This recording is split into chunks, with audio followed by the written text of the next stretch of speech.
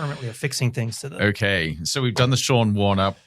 You're completely riled now I know. after the last 30 minutes conversation, ready to go. And now it's like, now I got to bring it back. Right. Bringing it no, back. that wouldn't be any fun. That's right. I'm like just making sure we got everything good. We're good. Yes. Bringing it back, calming down. We both know it's not going to take much to get me fired up again. Right. Oh my goodness. Well, I think so. A couple of things. One, I think we were talking briefly. I do want to talk today, explore to go deeper, even though we don't have our Vision Pros here, which suddenly I'm like, I actually find myself kind of missing So I don't think we caught this when we were recording last week. I need to go back and check. Yeah. But when we took them off, there was that weird moment. It was it was after we had stopped recording. It actually felt like we were in reality with the headphones on and the headset on, and you sort of take the headphones off and you thought, where am I? Yes, I want to put them back on. It wasn't unpleasant. Yes. But it was very bizarre. Yes. And for people who don't know, so like when we sit in here and we record our podcast, normally, we have headphones on, which aren't just for looks, like they're right. So we can hear each other very well. And so there's even just this, when you take your headset off, your ears sort of hear the room again, because inside of our cans, you don't hear the room. We're in Modem Futura world. We're in Modem Futura land, baby. Hey, that's a good idea. We need to market like some virtualized world where this is Modem Futura land. This plays into where I think the conversation will go. I think so. Exploring more tiers of virtualized reality. Yes. So one, you have this effect when you're in. The same is true as if you've ever spent time in like a sound booth or something where your ears don't hear the environment, they just hear the sound that's being created. If you do that for a length of time and then remove them, it is like you sort of walk, or you've experienced it if you've been in a concert and then walked outside, you're like, ugh. Suddenly in a different reality. Yeah, it suddenly feels or a movie theater and you walk out and it's like bright middle day and you're just like, oh my God. Right. You have some of these similar effects, but what was very bizarre last time we recorded, because we had our Vision Pro headset, so we had both the headsets on and we had the audio in, and so for an hour that was our reality. That was our reality, yes. And I do say it was quite glorious. And as I'm sitting here now, I'm like, I mean, this is fine, but I'm like, I'm kind of missing. You want to go back? What it is, honestly, the biggest thing I feel right now is I'm missing. So I've got my little page notes, which everyone knows I have to go like this. Yeah. I'm missing that just being this massive, like 9 foot tall thing right here that I could just scroll through. So there was a little snippet of that in the video from last week, but you really didn't get the full effect. That while we were recording, you had all your screens sort of around you in virtual space. Space, and it's really cool. And I find myself like that, but that's that stickiness of some of that environment and that experience that kind of stays with you. That you're like, and I know I get the appropriate amount of grief for how I watch videos through it. Right. I will say the family is usually already asleep before I tune the world out. It's not, you've got the family on one side of the room, you got Sean with his headphones and headset on the other side of the room. You could paint a really sad picture pretty quickly, but I would say just for a fraction of a second, I felt diminished. I felt somehow I'd lost something that I was experiencing just for a fraction as I took that headset off and the headphones off, which was bizarre. It was very strange. Yes. And for me, it was like this dual tier. Like all of a sudden, I can't remember if we said this out loud, but I'll say it now, even if we did. But it was like this, almost like the film Inception, where it was like, how many layers deep are we? Because it was like headset. It was like, headphones off. It was like, that's one reality. Yep. And then it was like the headset off. It was like, oh, yes, and now we have another reality. And you're like, how deep does the rabbit hole go? Right. Tell me, Neo, how deep does this go? So this is where you're going to have sort of the movie, if it hasn't been done already, where sort of you have the people wearing the multiple headsets. So every time you peel off one headset, you're actually still in the dream. Yeah. And it's like that nested doll. You can never get out. That's right. Where you're like, it's just one layer. And then, and funny enough, it does beg the question. And I think, at some point we do need to wrangle Riz and bring him back in here to talk about simulation hypothesis. Because he'll just shrug his shoulders and say, you're just in the simulation. Yeah, he's like, you've just moved from one to the other. That's right. He's like, well, duh. You just went from one layer to the next. Yeah. But it was this bizarre moment where it was, because I think I was joking when we were putting that on. I was like, it feels like we're going diving. And it kind of was, again, it felt like we were coming out of different worlds. And it was like, there was one world and then here was another world. Yeah. And I had never personally experienced that dual tier world removal or whatever. And it absolutely is. It was the headphones that were absolutely sort of central to that, because you are fully immersed with eyes and headphones. You are in a different world. Yep, completely. And it was wild. Like absolutely wild. And I'm like, I haven't, because I was watching stuff last night in my head and using my headset last night. And I don't think we mentioned this in that episode too, the audio element of those headsets is phenomenal without any earphones or headphones. Yes, they sort of directed sound straight into your ears. It's sort of, if you think about sort of like that almost like bone conduction sort of happening at your temples, but it does a phenomenal job without anything actually over or in your ear, which you can augment with, AirPods or like what we did with just even traditional headphones. You can, whatever. But yeah, it's funny because even when you spend time in that, when you take it off, you just have the one layer. Right. And so it's not that big of a deal. But that dual layer it really threw, in a good way, it threw me. I was like, wow. You're going to have people listening who are thinking, they're slipping. They're going into this sort of dark side where they're not going to be able to extract themselves. I would say two things. The cult of augmented reality. Yes. So one, that's not entirely untrue because ever since that moment, I have been thinking about it, which is why You've tried to replicate it. I've been trying to. You've been there in your room trying to sort of put everything on. And I'm like, I must get back to this state of pure immersion. It's going to be the rest of your life trying to reach that spot again, that experience. What happened to Sean? He went nuts. He was trying to chase the. He just went. He was already nuts. He just went. Right. If you're listening at home, don't do this. Be careful. Well. So, but because I think so. One, I'll tease this up and we'll come back to it because I do that. Also, I was very much the inspiration of. I've been thinking about that for a week because I want to continue some of that conversation today. But also like that idea of you bring up a fun piece, which is sometimes there's the fun of going deep into some of these really mind-bendy spaces. Yep. You do, in some ways, like metaphorically, need to have a tether back to reality, right? And again, I'm thinking about it's called a spinner. Don't you remember the movie? It's your token. What do they call it? Like a token or something? I can't remember the specific. Yes, but it's the thing that totem. Yes, the thing that allows you to sort of tell the difference between reality and the dream. And then really question: does the top fall? Right. Because they cut the movie cuts, you don't know. But it is. And so it's kind of fun. I mean, even I was talking with a group of students, earlier in the fall when we were started, because again, for a lot of these students, this is the first time they had gone into like this space of futures and scenario development and stuff. Yep. And I'm like, you can go, and we had a lot of fun with this, with world building, all these kind of things. You can go into these really fun, interesting spaces, but also like, what is your totem? What is your reality? Check to make sure that as you are kind of losing yourself in these layers and layers and layers, is how do you work your way back? I know. So I love this. So we probably ought to sort of skip to the actual opening from the cold opening because this could go so far. But I am just going to throw in that we're talking about virtual reality, but this applies directly to working with AI. Oh yeah, I think so. That and I wish we'd have had this conversation before we wrote the book AI in the Future Being Human, because that idea of a totem that keeps you grounded in reality as you get sucked into the world of AI, I think is so powerful. Well, that's what. Well, maybe I'll write the compendium to it. Right? There we are. Yes.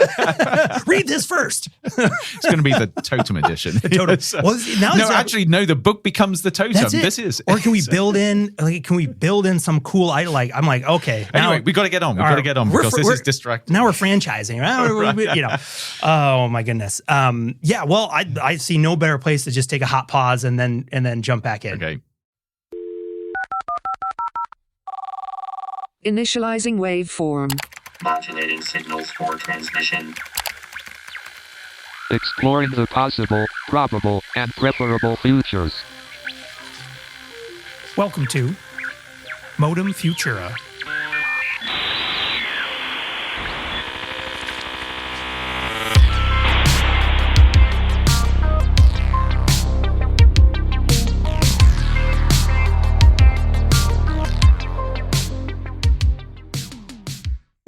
All right. Well, I am Sean Leahy, joined by my, I think, real co-host. Andrew Maynard, possibly. Possibly. Where's your totem? Which means this, of course, is Modem Futura, the show that explores the intersection of technology, society, and the possible, probable, and preferable futures, asking deep questions like, what will it mean to be human in the future? And what does it mean to be? So as we were teasing, I have been thinking, and maybe too much, about the virtual worlds. Yes. So broad term, the metaverse, in the sense that, we talked about it last time when we had our Vision Pros on and thinking about, again, how does spatial computing differ from things like virtual reality?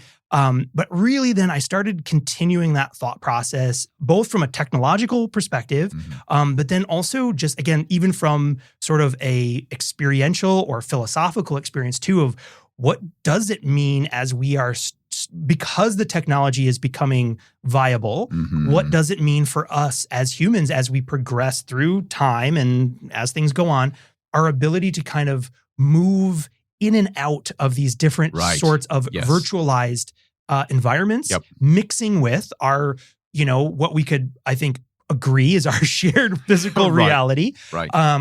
But, because I think up until, very recently, those have been very discretely different experiences, right? You were in the real world or your version of it. And then if you had a technologically mediated experience like a VR platform, software, headsets, whatever, you could have those also very discrete experiences. Now, they're already nested within our embodied reality, but they're very discrete. And I think what's interesting, and I think the Apple Vision Pro in our episode last time was really a fun idea to explore and consider, is the way that those technologies are merging the purely sort of augmented, virtualized reality and the real world. And and then, and I've got lots to talk about in terms of like the way I kind of see these things, both in terms of the tech, but also as a potential, but really kind of, I think so. And then your comment here in the cold open about applying this to the AI thing is, I think, and our tethers to reality. How do you know? And we've posed this in different ways before, but it's that question too of how do you know how do you know the fidelity of the things you're experiencing? See, that's it. And I just thinking for a little bit about AI and sort of getting into sort of the psychology space. You think about how you construct your understanding of the world around you. And yet we tend to think, yes, we touch it, we hear it, we feel it, but that is at just one surface level. We actually construct it in our minds, and we construct it through sort of stories and how sort of we apply the signals we receive to our own internal mental models of what the world is like.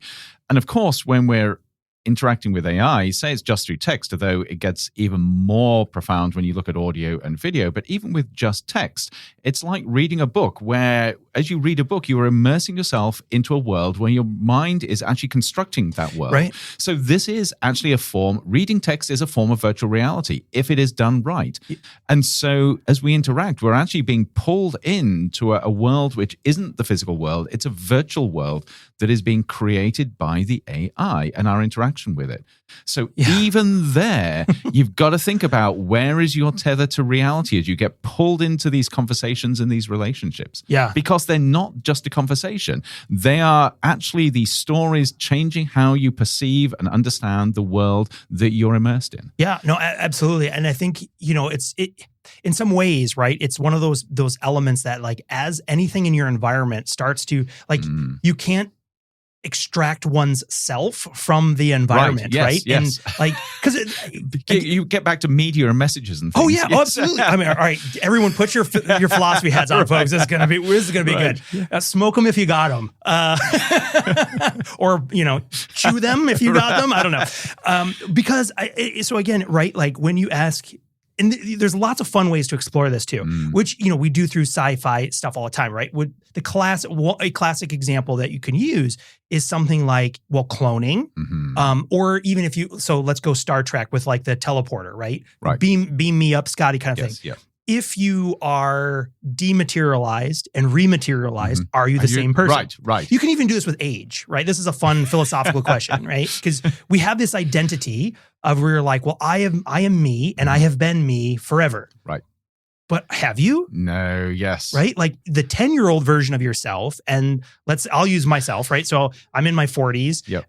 The present day version of myself, am I actually the same person and as of course, I was? This gets into memory.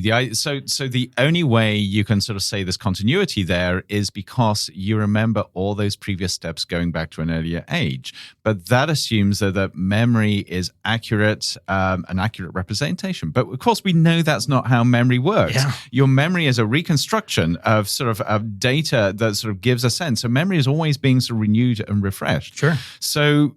And of course, people have written about this and talked about there's it. a lot. You have some fun going into that. There's the illusion that you are the same person, and there is a thread there through this constant sort of vitalization of memory. But actually, you're changing every second. Yeah.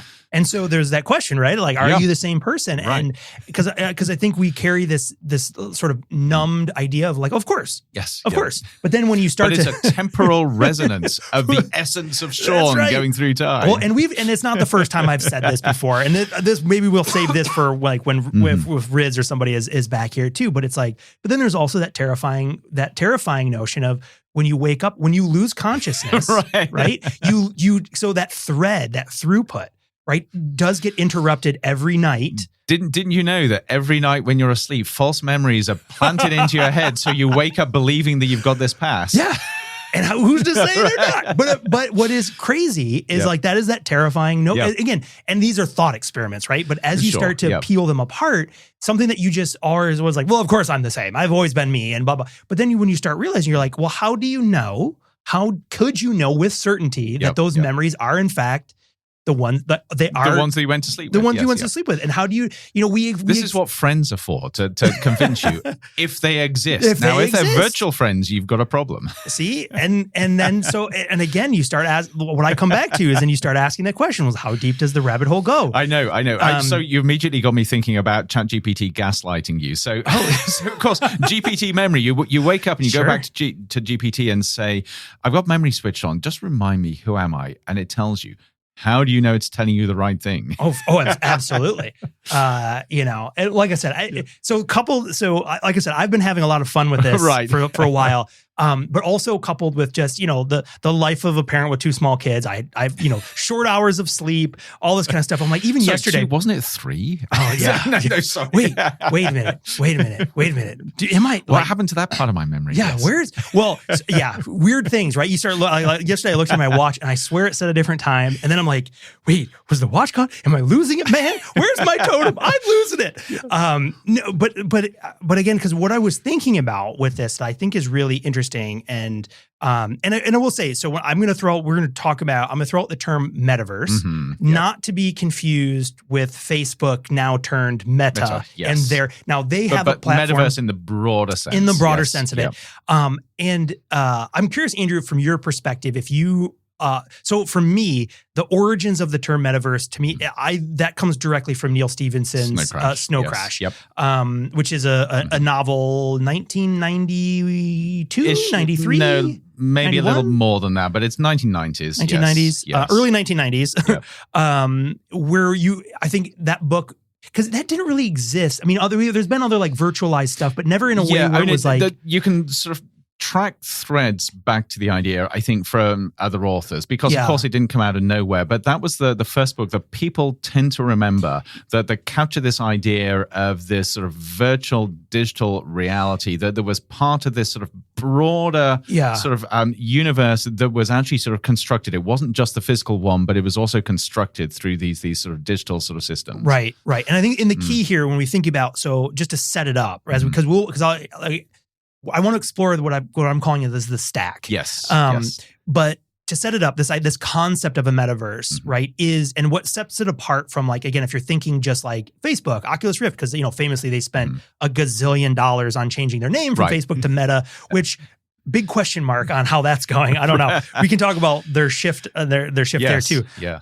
But the difference between this metaverse, and if we go all the way back, I forget which episode Riz was on. He talked a little bit about this as well, because there's are examples of things in the past, like Second Life and things. But the key with this sort of like broad perspective of a metaverse is that this is a persistent and shared 3D virtual world. So, and you can think of that as like network of networks, right? So it's not just Facebook's, their platform version is just a piece of the metaverse. Right. Yep. That no one owns, quote unquote, owns the metaverse. And if you can think about, I think, I was just coming back to, Ready Player One. You did not like Ready Player One, correct? Correct, I didn't. Okay. Neither the book nor the movie, I'm sorry to say. Double barrel. Well, but if sorry, Ernest Klein. Okay, I enjoyed it. The movie not so much, but the book was I think for me, this is a total aside, but the book itself was just such a nostalgia trip. Oh, you're right. That I just lapped it up. Child of the 80s and 90s. You know, I just everything was described. I was like, yes. Exactly. But if you, whether you like or dislike that book also does a pretty good job of exploring this concept of the metaverse. See, that's right. Yes. In the sense that it is a pervasive, persistent, virtualized world that everyone sort of can come into and go into. And it becomes so big that it is not something that gets turned on or off necessarily. That, different companies and organizations have their little versions, or they have their add-ons or their experiences or what have you, but that's not centrally controlled. Not centrally controlled, or at least, that's the big conspiracy theory, right? Is then of course, someone's going to try to take that over and do whatever. But in concept, that's kind of what we're talking about. But it is this idea, and this still actually blows my mind when you think about it. It is this sort of overlay of physical reality that we have actually invented and created as humans. It didn't exist before we started to do this. So this is 100% human created. It is, the universe, in the small sense, is the right term, because it is a multi-layered overlay to physical reality that we can actually exist in and interact in ways that both parallel the physical universe and physical reality, but also in ways that extend that, augment it, and completely transcend it. Yeah, absolutely. And I think, so as I was thinking about this, and when I was thinking about, when we were wearing the Vision Pros, and then of course, what people probably by now understand too is like when we're done with that episode, I live that episode again for quite a few hours. You were just caught in that loop. Because I have to edit the audio, I do the video, I do all this stuff. There's a movie called Mindstorm where exactly this happens. Somebody replays sort of memories in their mind and they just can't get out of the loop. This was almost you. I'm glad you broke out. I'm going to need a kick. You know what I mean? The good thing, total aside, is I have a big bicycle race coming up this weekend, which is like 50 miles pretty much uphill the whole way. So if I survive that, that'll be the perfect reset for all this. Yes. It'll ground you. That's right. One way or another. One way or another. Gravity will do its job. Right. You know what I'm saying? Yeah. But when I was thinking about this, kind of going through it and listening to our conversation, what I really started getting interested and excited about was this idea of, because I think one question that is pervasive is like, where is it? Where are we with all this stuff? Yeah. And I think, for me, one of the ways that I've been approaching this is thinking about, again, this sort of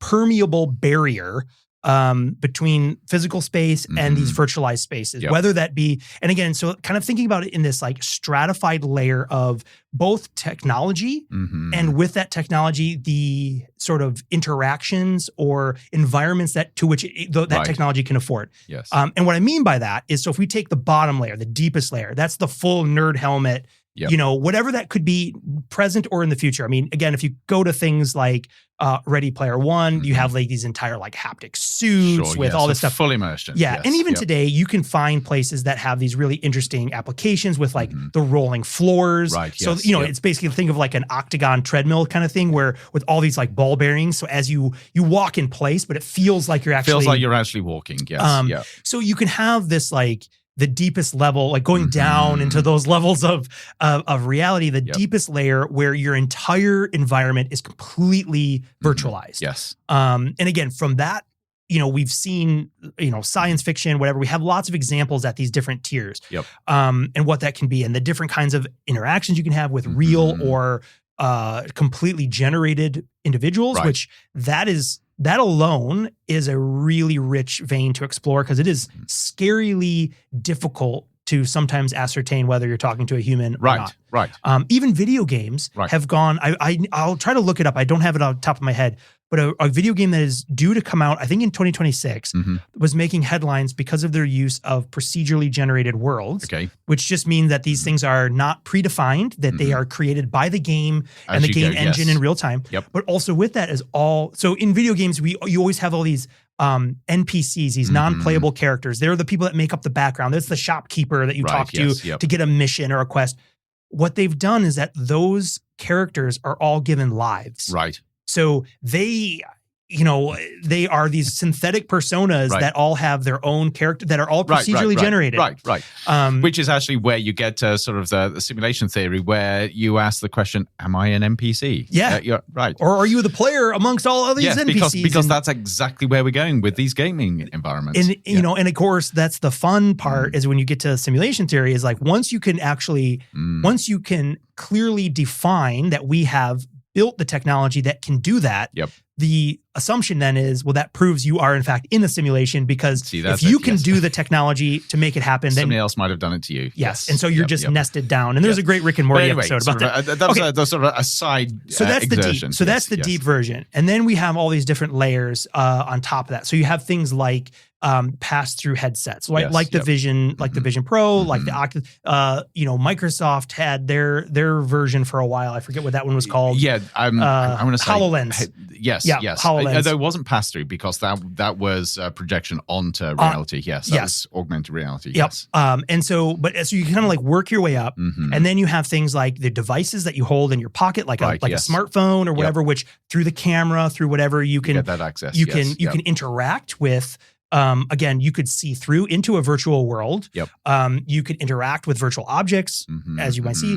And then going up even further to what I would call like the lightest touch would be like either headphones.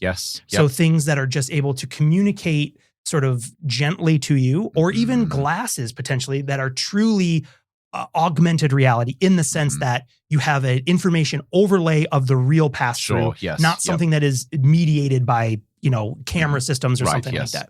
And so what I find interesting is that you have this stratified set of both technological layers that also have their different affordances. And so that, to me, this idea of the metaverse becomes layers, not a place.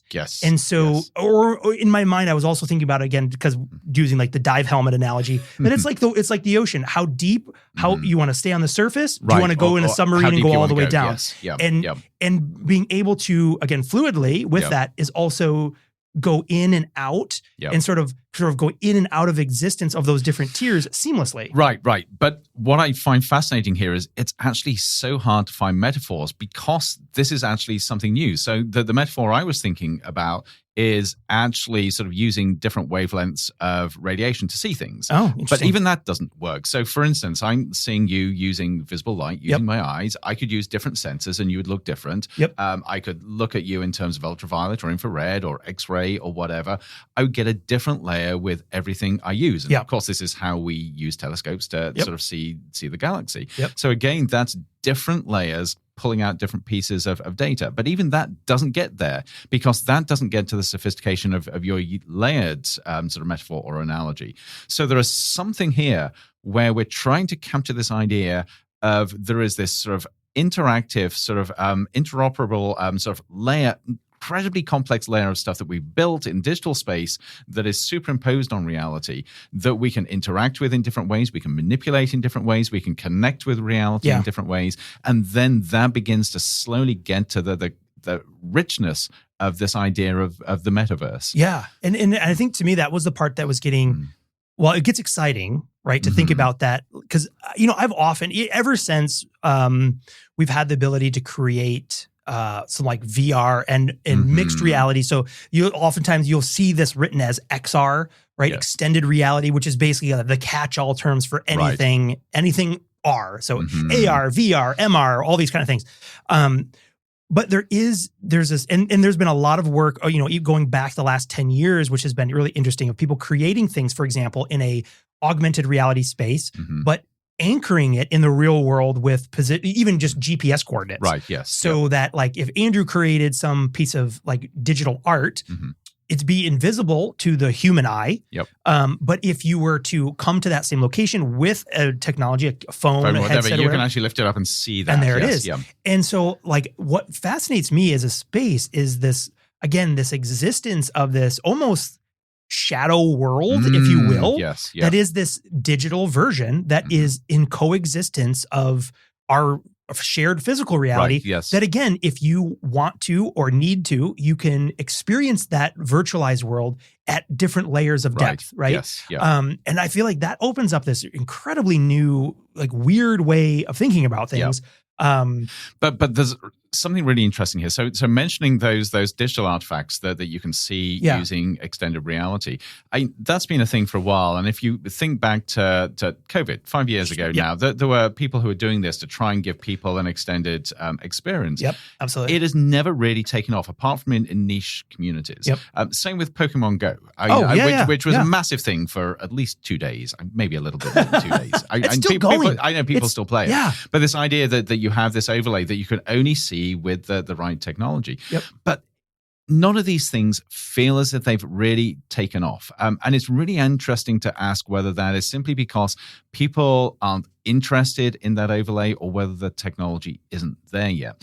And one of the things that I suspect is we simply have not had the compute power to do this at a level of fidelity that feels natural until now. Yeah. So, and this is an interesting offshoot of AI, because we're not talking necessarily about AI here, but AI augments this. Yeah. We're talking about the massive compute ability to be able to recreate or to create this sort of this virtual space in real time with high resolution. And because of the investment in AI and compute power, we're now beginning to get to the point where we can do this in other ways. Yeah, no, exactly. And I think it's interesting because I think that one, the observation is 100% correct, that it hasn't had the same like momentum and steam. Yes. But I think, and this is again, we'll see if this prediction lasts the test of time. Those tend to age like milk. But I think the dark horse here with that is like there are so many pockets of fractured versions of this. Yes. What is missing? One, I think you hit one of them, is the compute power. Yes. But the other thing that's missing is the throughput. The thing that will coalesce your ability to move between these layers seamlessly. Yes. Without that, it is very fractured, because then you're like, headset removed, new device you on. Have to the amount of effort that you have to put in actually creates a barrier. And that's going to be for those niche audiences, because that's someone who really is like, I have to have that experience or whatever. But I mean, I even think about from like the video game layer. So people who are familiar playing like these massive open sandbox style games, if you're you or your kids or anyone who's under the age of 30 that who's playing Minecraft, for example, you are living in a virtualized world that you are constructing. Yep. If you are playing or having these other experiences, if you're living online through platforms like Roblox, or you're having all your communities things through Discord and all these other things and blah, blah, blah, blah, blah. These are all abstracted, virtualized experiences that are at present fractured, right? So the way I think about it too is like you have this layer, and it's not easy to go between them.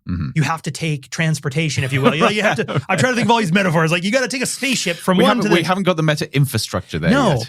And you have them all kind of fractured, but we're already becoming very accustomed to coexisting in these spaces. Right, yes. Yeah. And so the AI piece is, I think, massive in making that step of how will we be able to start to move through these these layers more seamlessly. And I think AI is one of those pieces, because, I mean, as you mentioned, the ability for these systems to procedurally generate content environments is, I mean, we're talking full-fledged 3D immersive, high resolution. We should say exactly what that means for people that haven't experienced it. But I think you were getting there. This idea that you can be in a virtual environment and you can look around and it looks solid, But actually what is being generated is just what you can see. But the AI, as soon as you step beyond that, it can in real time extend that reality. So a reality that didn't exist before you took that step is now constructed by AI. So it feels seamless. It feels like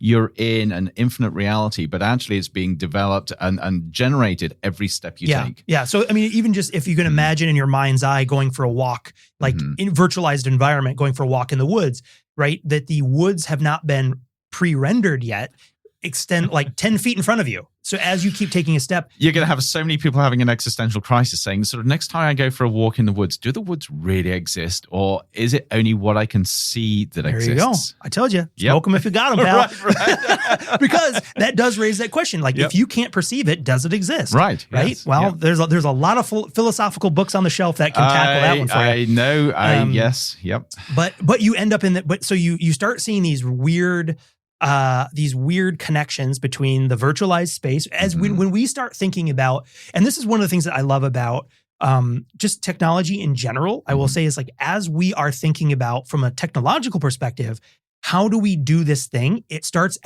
asking that question of, well, wait a minute, how is this happening for, like, if I'm able to create something, to simulate something, how do I know that has not been done to me? Right. Or how does this work? Yeah. How does this work with the wetware, the squishy parts? That's right. And actually, I've got to sort of bring in now Ex Machina, which I've already mentioned. We watched as a class a couple of weeks ago. But one of the things in Ex Machina, for anybody who hasn't seen it, is you have the human protagonist, but he is so sucked into this world of AI and the robot that he is caused to question his own reality. So there's one scene where he actually cuts himself to find out whether he is actually real or not, because he is so immersed in this environment that he's been placed in. Yeah. And I think this exactly the same begins to happen as we create technologies that can replicate our experience of reality. We begin to doubt what is real and what is not. Yeah. And it goes, and I would say that also spans, I mean, taking a pause for a second, that also expands to just in terms of just our observable universe, right? I mean,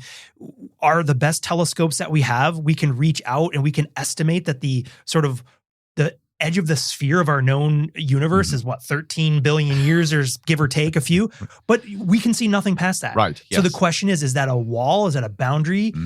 Are we just inside of another black hole? We have no idea. Right. What we do know is what we can observe and those laws that we can observe, but who's to say where those are contained within? So we don't know. Infer, and of course that's the basis of physics and the science of actually sort of developing these theories. You observe and you infer, you develop these sort of rules, these laws that can predict. But yes, that's all, as long as it's self-consistent, we're happy. But what if we are in a constructed reality? Yeah, and does that, and then that always comes back, right? I mean, this is also sort of like the defense of, this is the tether back to reality in some ways. Right. So if anyone's listening going, oh my God, I need some rope.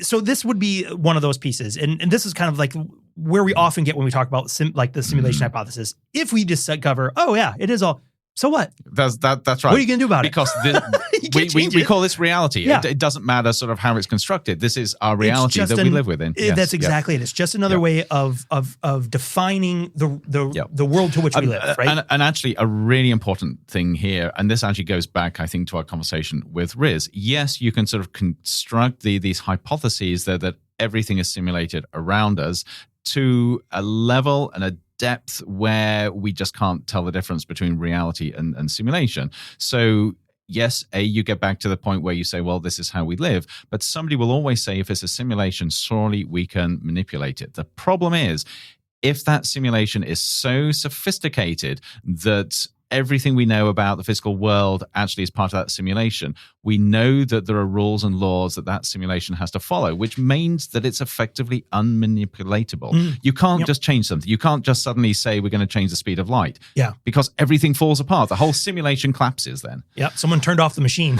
That's right. Yeah. So it's actually quite delicate. Sure. Yeah. And I think maybe that's the piece too, is like, you know, a participant inside the simulation couldn't change it, but doesn't mean someone externally couldn't you? But even outside, yes, they could. But anybody that's constructed models knows that you can't just change one parameter and expect everything to stay the same. I mean, that's the way to kill a model. That's why you have the multiple worlds theory. That's because again, I mean, coming back to that, right? I mean, if you can have one, you can have infinite. Yes. In terms of that. So it's as long as you got the compute. That's right. As long, some alien, ancient alien civilization has got the compute. Yeah. I like, in some ways you like to think like, okay, maybe we are just burning someone's graphic GPU, card. Yes. We're all just living in one huge, ginormous GPU. That's right. Oh my goodness. See, okay, now this is where we climb our way back. Yes. Right? So but see, this is what happens. This is what is so fun about this because like you start going, you're like, well, we're really down here, and then it's like, all right, let's climb back up. Yes. But one of the things, so again, with this idea though, coming back to that stack. Yes. One thing that I think is really interesting about that is, again, we have these technologies, and even just going from like devices, right? We have helmets, we have phones, we have connected devices, and so much of our world around us is becoming more and more connected. Even going back to the World Economic Forum, one of those top 10s was like the connected sensor systems in cities, right? So thinking about, again, that we're sharing this physical space with things like Waymos and what have you that are, autonomously driving vehicles. Mm-hmm. We can have buildings with sensors. We can have roads with, again, this physical layer that is simultaneously transmitting and existing in a virtualized layer. Right. And then being able to interact with that in just ways that you could see for very specific reasons. Could be transit, could be what have you. But then also, I mean, again, the part that I get excited about is when that, or I should say not when, but as that virtualized world builds up in all of its different instantiations and different pockets, the potential, like the unlimited potential of our humans to figure out new and interesting ways to interact with with each other, through these devices, through whatever, hopefully in the aim of the target, I would say, of like increasing human flourishing. But to me, that is this really powerful potential space that doesn't exist at present, again, fractured in bits and pieces. But as we start going forward, the potential there. There's the potential. And again, leveraging the technologies like the power that's possible from AI and also just the compute we've learned from AI, being able to provide those pathways where those virtualized environments can become persistent. Right. And I bring this back because, as I was mentioning earlier, I'm missing, I feel a loss of having my virtual screen up here. But you just want to pull it back out. I know. And I don't want to put the headset on. Right, I just want it to be there, right? And so I need some retinal projection from somewhere. But so when we were sitting here, I had constructed my own little setup in here. Yes. Yep. And then went home, put it back on in my home office, and I sit in my chair where I normally sit. I put this thing back on, and all of my stuff, not this stuff, but all of my stuff from that version, is it because that device has learned over time. It didn't do it originally, but I think it's learned over time that it can anchor those experiences to where it is positionally and where your Wi-Fi is and all this kind of stuff. That is incredibly powerful. Right. And what I find is I'm like, again, when I take that headset off, I still want that thing to be where it was. That's it. So now effectively what you're describing is you create this virtual world and you can see it with a headset on. But what if you could see it if you just held up your phone? So you could use your phone as a viewing scope to sort of look into this world, or you put on those glasses and those give you access to it, or you put your headphones on, you're immersed in the soundscape. So this idea of persistence now becomes really compelling and allows you to interact with it in multiple ways. Absolutely. Again, it's going back to the diving analogy. Yeah. So you've got the ocean there. The ocean doesn't, when you come out of the ocean, it doesn't go away. It stays there. You can still sort of dip into it in multiple different ways and immerse yourself in multiple different ways. Absolutely. And it's like, and this device builds this environment. So picking on the Apple Vision Pro for a moment, right? It builds this virtualized environment. Even staying within the Apple ecosystem, for example, it's no secret. I've got an iPhone, and I'm wearing the catalog. But and we had mentioned before, I'm one of those people that I often will wear my earbuds all the time. Yes. And I don't put them in to avoid stuff, but usually I'm doing something and I'll just leave them in for a while. It's an aural overlay. It's actually identical to what you might think about as the glasses. Absolutely. Yes, and so for example, if you you can see it in the clip from last time, I had put a poster from music. It was a baseball poster. Even if I'm in my headset, if I know that poster is there in the virtual world, right, can I not just go over to it and have it say, "Would you like me to play your baseball poster?" Right. I'm like, yeah, of course, or whatever. Because what I'm envisioning is this ability for us to continue to be able to continuously interact with these environments to the extent we want to. Yep. Right. Because we talked about, if you have that horror, someone puts I think it was from one of our Futures Improv episodes, right? Like, so you get a horror module installed. Somebody hacks your environment. Yes. Yeah. But with all of this, and I love this vision, and I love the fact that we're developing technologies that make this possible. But one of the things that worries me is persistence, because it requires energy and infrastructure. So you think about this table in front of us. Its default mode is persistence. You don't have to constantly keep on recreating the table for it to exist. If the power goes off, if everything else goes away, it still exists. With these virtual worlds, you pull the plug and they disappear. So you've got to keep on providing the energy. Not only the energy, you've got to have the infrastructure. Yeah. And the infrastructure can't be controlled by any one entity, because then they could pull the plug and everything goes. So how do you get that persistence, which requires energy and infrastructure and distribution of responsibility and authority? Yeah. I mean, that's a huge question, because I think at present, the way you do it is you just keep burning more fuel, right? Keep those data centers humming along. We've got a great big sun there, maybe. Well, right? I mean, I forget what the actual numbers are, but it's one of these, I feel like it's one of those, this one of those statistics when you hear it is sad, because you're like, more energy hits the earth during the day than we could ever possibly use, but we don't capture any of it. Right. We do some, but not nearly enough. But that raises a huge question with that persistence. And I would extend that beyond just our virtual world. That just extends to our, moving beyond what that means in terms of this like metaverse analogy, but also that's just our digital world. Again, we've talked about it before. When we need, and there's an episode coming on Internet Archive and the challenge of preserving our knowledge and information in that exact way. Because same thing. What happens to all of our collective human knowledge, experience, the art, the science, the art, the conversations, the history? What happens to that when it is predominant, when its default storage mechanism is essentially digital. Ones and zeros. That's exactly it. Either magnetized or otherwise. What happens when that goes away? And how do we keep it? Because it is not written in stone. And so what fascinates me here is we're talking about digital sustainability, thinking about this term. I actually think this should be part of the study and the practice of sustainability. It is not, or it is no longer, I would say, just about the physical world or the biological world.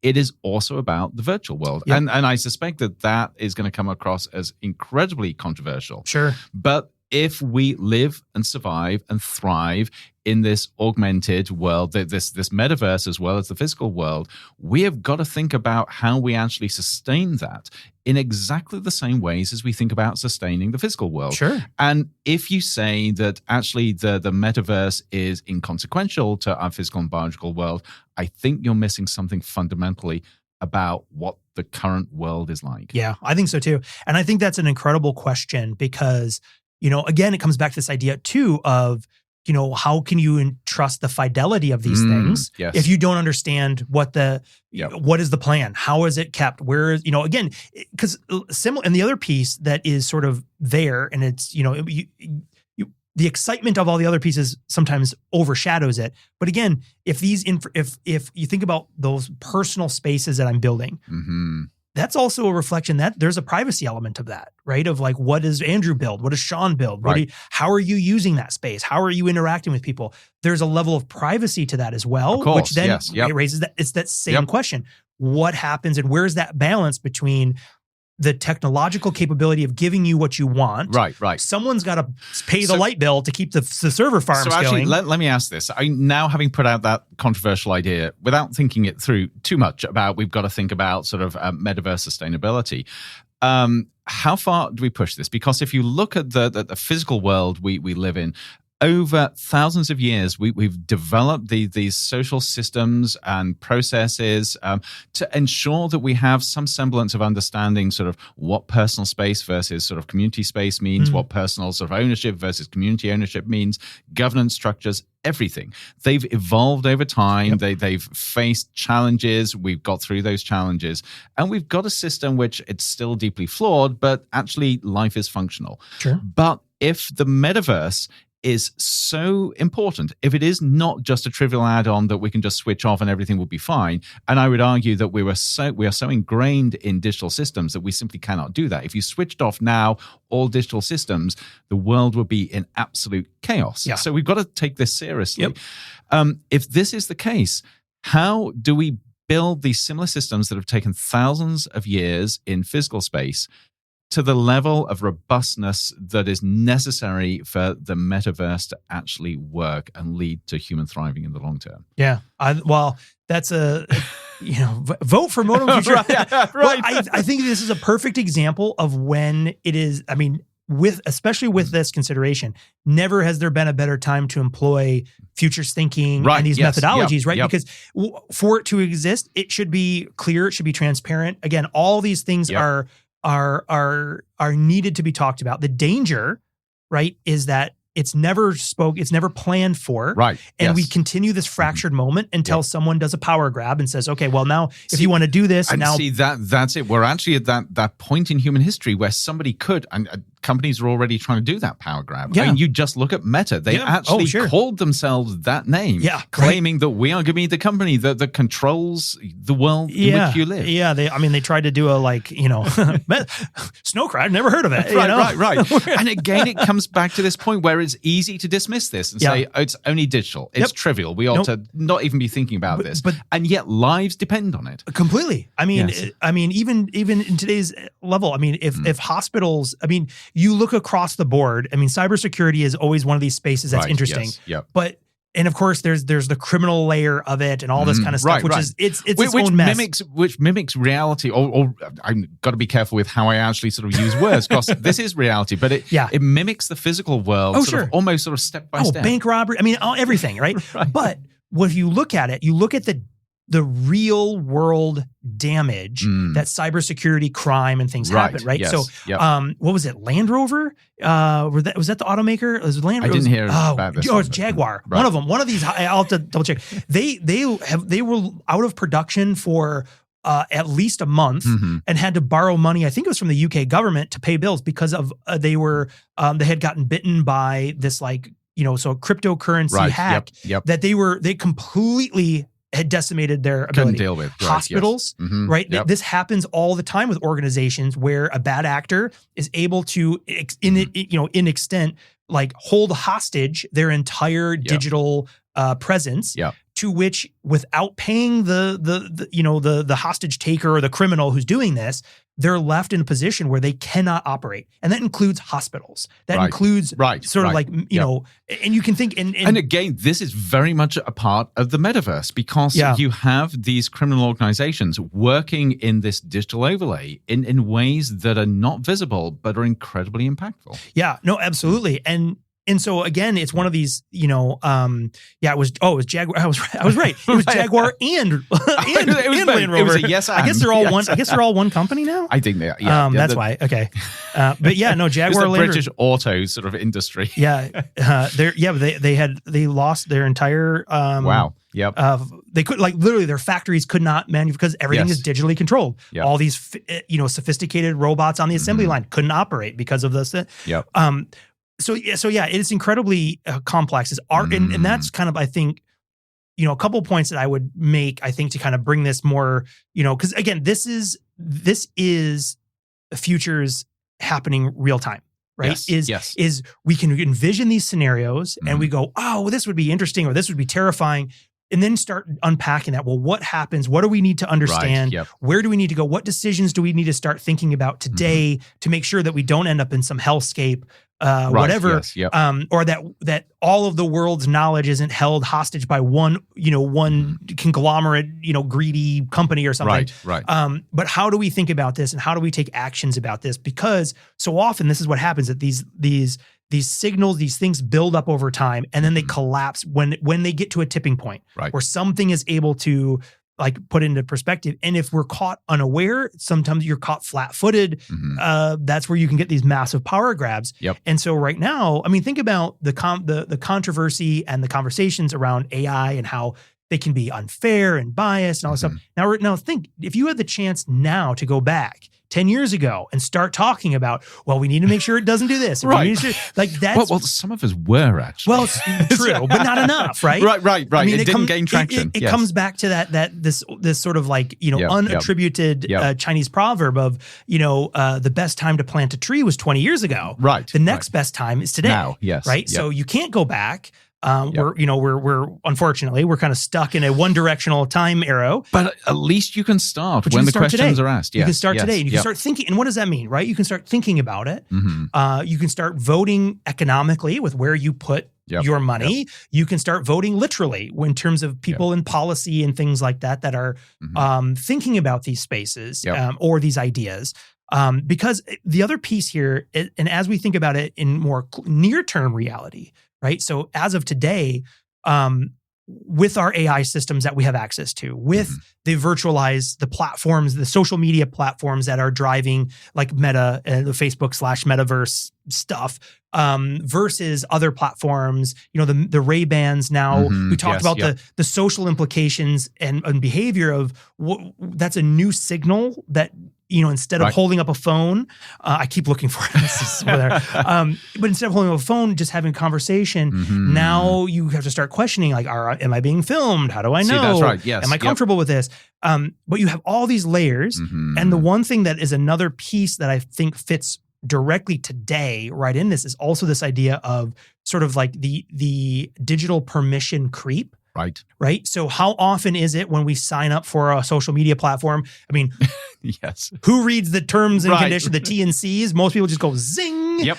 And sometimes they have the audacity to say, "Oh, you clicked I accept too quickly. We watched," and then of course you just scroll to the bottom and then click the thing and it lets you in because you need the thing. You need the thing, or you want the thing. And also we could. That's another conversation of just the humans being difficult and putting the right. We'll put the information in there, but you have to have an actual Juris Doctorate to understand it. Right.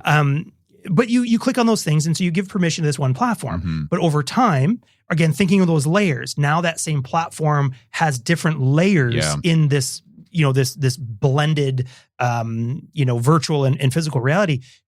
Do those permissions have the right to expand into these spaces? Because of course the maker of it, and who is going to oversee and this? Who's going to oversee that? Who determines it? And if you decide to push back, what do you do? How do you take them to court? Is there even a court that will actually sort of deal with this? That is exactly. These are the questions we can be asking now. Because again, when you sign up for a social media platform, you're like, yep, click whatever. Does that mean now that when that platform, we can even use retailers, right? If you were a Walmart customer or whatever, and you shopped online, you did your stuff, whatever. And now with Walmart and ChatGPT, you see, again, maybe you never saw those types of connections happen. Right. But they are. So now your privacy, your things that were in one location now potentially are in more than one. Right. Did you approve that? And how does this work? Everything you're saying here, it's just compelling me to believe that there is study and practice here which is desperately needed, which doesn't exist. So it exists in pockets. So people that work in cybersecurity, some of this will be deeply resonating with them and say, yeah, we've been screaming this from the rooftops for years now. Nobody's been listening or nobody pays attention. But it's only one slice of the pie. Yeah. And there are many others which aren't being covered. But as soon as you see everything in this context of the metaverse, these sort of layers of overlay sophistication, which are incredibly essential to the world. So we're building sort of this amorphous infrastructure where without it, the world as we know it cannot exist. Yeah. And therefore we have got to take it seriously. And we've got to start asking these questions and working out how we navigate this.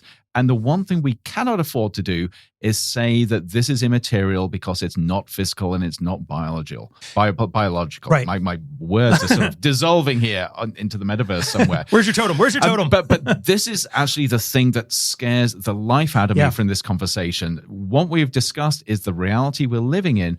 And yet most people are blinkered to it and claiming that it's not important that other things are. And as soon as they do that, it creates a great big open space for somebody else or some other corporation to step in and make decisions without any permission. Yep, exactly. And I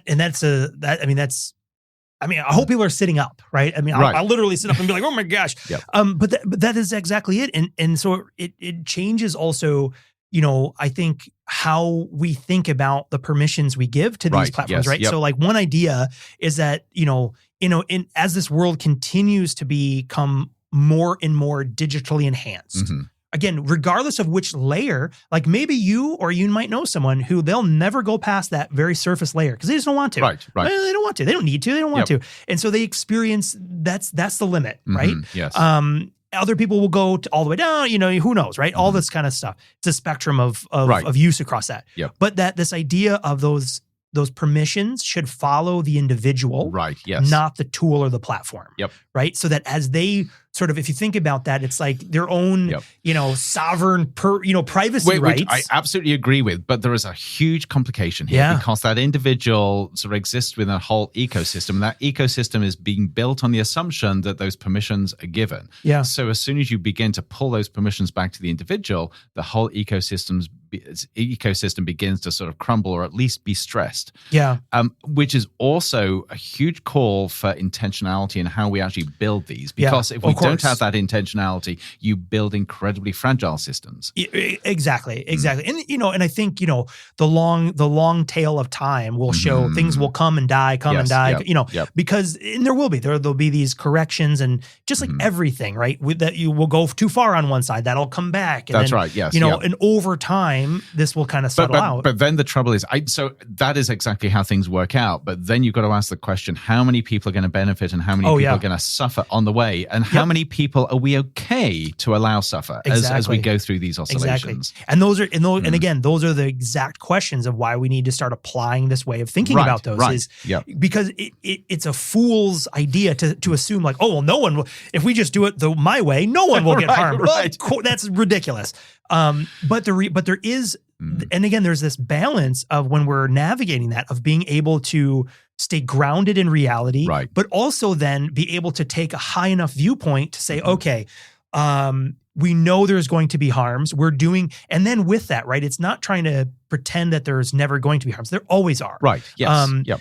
The question then is taking the responsibility to do the best you can to mitigate what those harms might be, knowing that like, yes, when you make a new technology, there's always harms. When you make anything, there's always harm somewhere, right? Whether that be the environment. That's where the responsibility comes to actually sort of work out how you navigate this. That's it. And it's always negotiation. It's always compromise. And it's always a collective process because society as a whole has got to decide sort of what price is worthwhile for the progress that you get. Absolutely. And that's where you then intertwine with that intentionality of care. That's it. Yes. And that's where also the transparency needs to be, right? So that as we're thinking about this from a global policy perspective, right? Because again, it's not, one of the challenges with anything digital, which this is not a new challenge. We know ever since we've started creating and existing in a virtualized digital environment, they have no boundaries. Right. It's not like the paper physical place where you can say like nothing gets past this street or this wall or this building.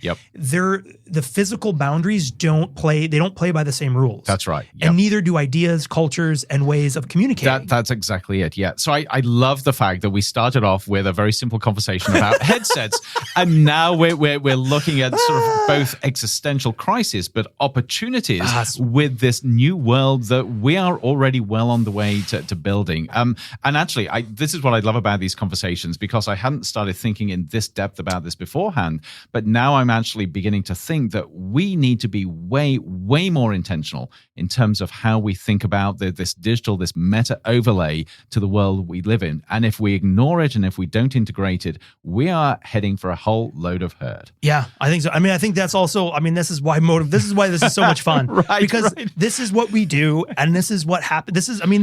None of this was pre-scripted, other than I have like one line on here. I have one line on here about talking about it as a layers. There we are. It's the human AI prompt. You're the single prompt and you get all of this coming out. And you get this. But again, I think what is so fun about this is that you can see the complexities and how quickly they sort of mount up to understand, like, this is not, even when you can give a simple answer, that when you, just like the question of reality, the minute you start peeling that question apart, you start to go, well, wait a minute. Wait a second. What I assume was right actually might not be, which is not. Why you need, what do you call it? The totem. The totem. Yeah. Yes. So find your totem. The tether back to whatever reality you choose to accept. That's right. I think for today, mine's my coffee mug. I'm like, and also giveth the sweet, caffeinated coffee. There you are. And actually in your own reality, you're then happy. You don't care whether it's really real or not. You've got your coffee. We know the rat will just keep pushing the button. There we are. You know what I mean? You keep getting that dopamine hit. It doesn't matter. No, I think this is incredible. I think we can probably hit the brakes. We probably here. Should, yes. I think the batteries on our headsets are low. Someone's got to recharge us. I don't know. But right. I will tease this last bit for a conversation later, because I wrote a piece years ago thinking about this, again, this virtualized, this interplay between physical and virtualized reality. But then think about that in terms of educational spaces. Yes. Because I wrote about this a long time ago, about having a physical space that people could come to, but completely it has the ability to augment itself towards the learner. Right. Because you can't do that physically with everybody, because you physically can't change a building 500 times in a second.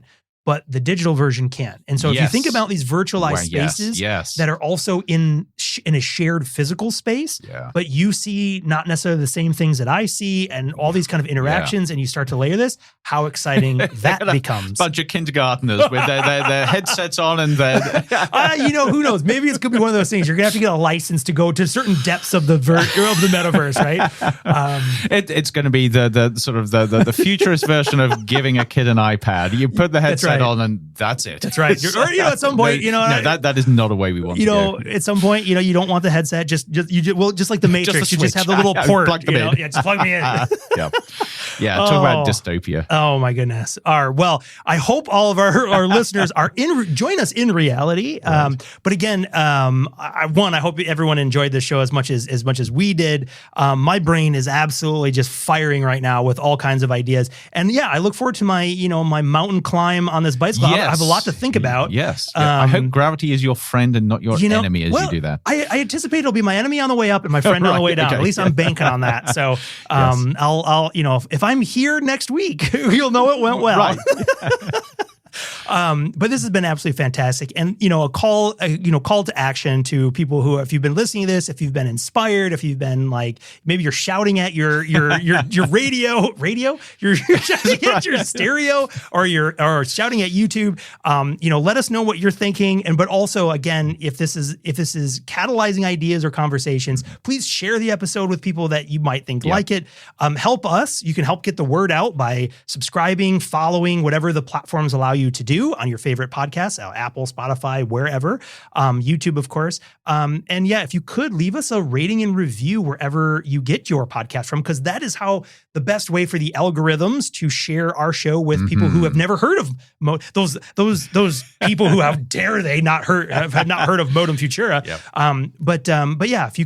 We would call for that, our sort of Modem Futura, I want to say army, but that has too militaristic terms. Community, that's a softer one. Yes. To help share and spread the word, because this is fascinating conversation, and I absolutely just have been just loving the feedback from different members in the community coming from all over the place. We have a massive international audience, and that is just incredibly powerful. And so just help us spread the word of Modem Futura if you can. That'd be wonderful.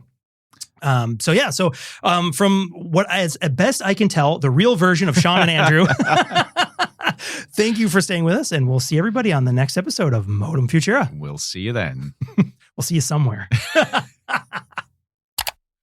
Demodulating signal. Modem Futura is a production of the Future of Being Human initiative at Arizona State University. Be sure to subscribe on Apple Podcasts, Spotify, or wherever you listen to your favorite shows. To learn more about the Future of Being Human initiative and all of our other projects, please visit us on the web at futureofbeinghuman.asu.edu.